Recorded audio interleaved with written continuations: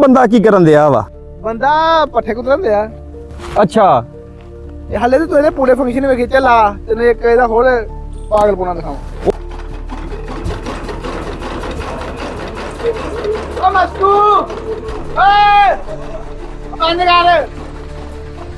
ਕੀ ਹਾਲ ਆ? ਮੇਰਾ ਦੋਸਤ ਵਾ ਸ਼ਹਿਰੋਂ ਆਇਆ ਵਾ ਮੇਲੇ ਨੂੰ। ਆ ਦੇਖੀ ਹੁਣ ਇਹਦਾ ਕਮਾਲ। ਇਹ ਕਿਹੜਾ ਕਮਾਲ ਆ ਆ? ਦੇਖੀ ਹੁਣ ਆ ਇੱਕ 500 ਇੱਕ ਆ 50। ਕਿਹੜੇ ਲੈਣੇ ਆ?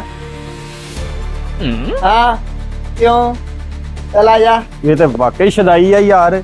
500 ਨਹੀਂ ਉਹ ਫੜਿਆ 50 ਫੜ ਕੇ ਬਹਿ ਗਿਆ। ਮੈਂ ਤੈਨੂੰ ਦੱਸਿਆ ਨਾ।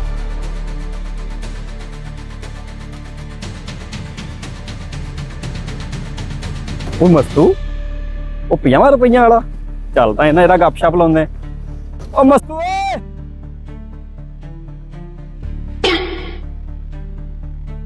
ਕੀ ਹਾਲ ਈ?